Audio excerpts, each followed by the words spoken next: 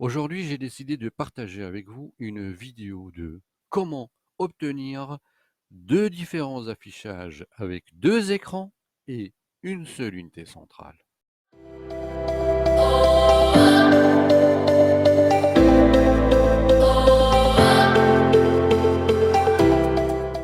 Donc, il va falloir que vous repériez les emplacements des ports.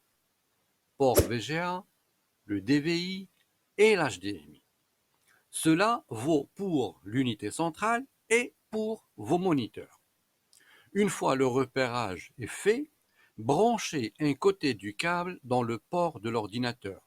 Il doit s'adapter sans avoir à le forcer, le tout en douceur. Et branchez l'autre côté du câble dans le port de l'écran. En d'autres termes, le port VGA de votre unité centrale doit être connecté au port VGA de votre écran via le câble de connexion adéquat. Et le port DVI de votre unité centrale doit être connecté au port DVI de votre écran. Ou le port HDMI de votre unité centrale doit être connecté au port HDMI de votre écran. Cependant, d'autres cas de figure peuvent se présenter, comme vous utilisez un ordinateur portable et vous ne disposez que d'un port VGA et un port HDMI. Seulement, au niveau de vos écrans, vous n'avez que des ports HDMI. Dans ce cas de figure, je vous conseille d'utiliser des connecteurs adaptateurs VGA HDMI. Il en existe aussi DVI HDMI. Personnellement, quand j'ai des ports DVI, j'utilise des adaptateurs DVI HDMI pour me servir des câbles de connexion HDMI. Ils sont plus fiables et on en trouve de toutes les longueurs. Maintenant que toutes les connexions des câbles sont faites, mettez en marche votre machine.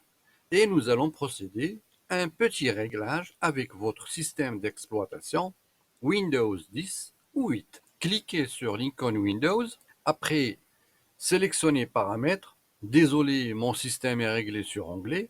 Une fois sur Paramètres, cliquez sur Système. Vous obtenez un truc du genre. Comme vous le voyez, mes deux écrans sont détectés. Si maintenant vous ne voyez pas vos deux écrans, cliquez sur le bouton Détecter. Chose faite, vous avez l'option de positionner, comme vous le souhaitez, vos écrans. Cela va faciliter même le mouvement du curseur de votre souris d'un écran vers l'autre, dans le sens souhaité. Maintenant, une fois détecté, vous cliquez sur Appliquer. Nous avons d'autres petits réglages à faire. Ici, laissez le réglage par défaut en fonction des écrans que vous utilisez. Ce qui nous intéresse le plus est à ce niveau-là. C'est-à-dire qu'ici, vous aurez la possibilité d'avoir le même affichage sur les deux écrans, deux affichages différents, ou alors vous n'allez faire apparaître que l'écran 1 ou l'écran 2. Petite astuce, quand vous décochez ceci, l'écran connecté au port VGA de votre unité centrale sera l'écran principal. Après ça, vous fermez et vous utilisez vos écrans.